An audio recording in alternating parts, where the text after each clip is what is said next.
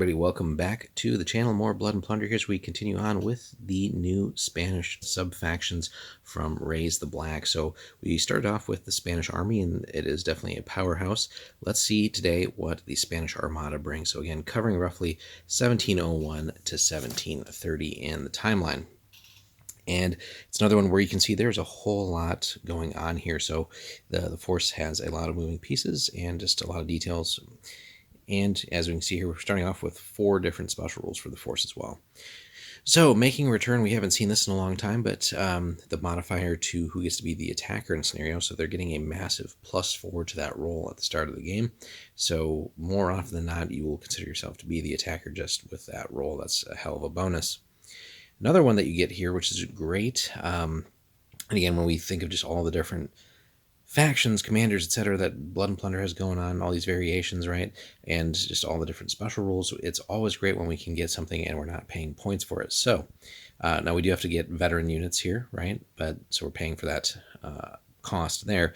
But all veteran units in this force gain expert sailors and expert artillery crew.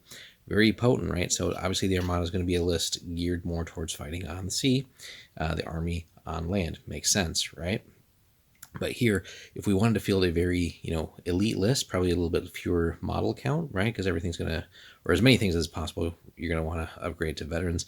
You're going to get expert sailors and expert artillery crew. That's going to be very, very nasty.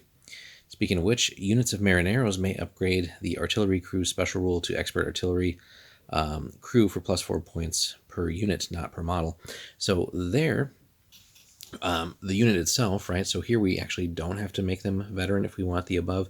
Now we're going to miss out on expert sailors, but if we just have a unit of marineros, we can just pay a cost here per unit to get expert artillery crew as well. So you have that if you think about it, because when we're upgrading units to veteran, right, we're paying per model. Here we're just getting a per unit upgrade. So basically you're going to have a whole lot of expert artillery crew in different flavors here. Now, the commander, the force's commander, may spend 2 command points to issue either a reload or shoot action to all units assigned to artillery with the expert artillery crew. So you can kind of see a nasty little combo forming there, right? We do have to have the 2 command points available to spend, right? Which in some cases may limit us if we would otherwise maybe need to spend those command points on something else. But when you have that available, basically you're going to be reloading quite fast here across the board. That are all, again, we should finish the sentence here, right, within the command range. But, we're going to be on a ship, right? We can certainly position ourselves to be spreading that command range as much as possible. Note, though, that the broadside special rule will apply if the commander has it as well. So, yeah, good stuff. Now let's get into the units, which we are also spoiled for choice on, too. So we're not really having to compromise. We have a good selection of corps, marineros, vizcaínos, soldados reformados, and artillerymen. So plenty of stuff there. We can get a lot of our shooting in. We got sailors, we got artillery. We're loaded there. Support units will fill out anything that we're not really getting in the corps, or just maybe better versions of that. Huge selection of choices here. We got granaderos, milicianos negros, the Reformados, Zeelieden, and Capers from the Dutch. We got just European sailors, Sea Dogs from the English if we wanted them, and Marins from the French. So really almost a little multinational coalition here. And very likely just from forces or should say enemy troops that they've maybe picked up and press ganged into service here. But basically you've got all the best options here across those from those other factions, right? You got English, French, and Dutch, and very good units for those. And then finally, the command options to round things out. Any standard Spanish commander, right? So if you want just a generic commander that you can customize to what you specifically want to do with a list, which again, in a lot of cases for a list like this, with everything you got going on here, that could be pretty cool too, which really will let you bring a slightly different list each time, because you can, again, custom tailor what those generic commanders can do. Or if we wanted to bring in a special character, right, which we'll get to, we can go with Don Andres de Arreola y Guzman. So we'll see what he does a little bit later on once we finish the factions and start getting into the Spanish special characters. But all in all, just like the Spanish army, these two Spanish sub-factions really, they're not coming to play. And you can see where they have a lot going on, and really can field some really potent abilities and unit choices here.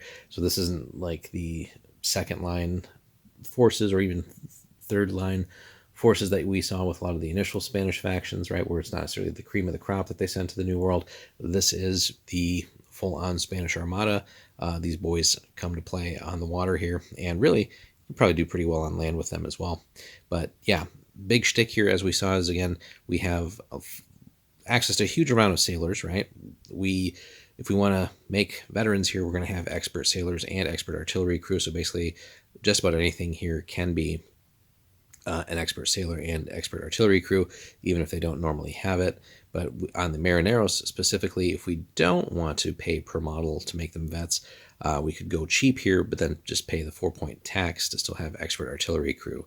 So we can run the numbers, crunch that a little bit, and just get the optimum usage there. We're most likely going to be the attacker in a force, and then also we have that special ability with the commander, right? If we can dedicate 2 command points to either reload or shoot with those rules, then within the command range, we have all those wonderful things going on here. So, and that's again to all units assigned to artillery within the command range, right? So we're just getting, again, economy of action here with these options that were presented. And again, huge amount of unit selection here, so we can customize there completely. And then again, if we go generic commander, we have a lot of customizability there. But also, if we wanted to go with a special character, we're going to pay more points. But then Don Andres does some cool things as well. So again, depending on the size of the game, you can bring all kinds of nasty firepower, really, to deal with the enemy. So let us know, guys, have you run the Spanish Armada? How do you typically field them at different point levels? Do you go with the generic commander, or do you bring in the special character? Let us know in the comments. Like and subscribe, and we'll have more Blood and Plunder for you very soon. Thanks for watching.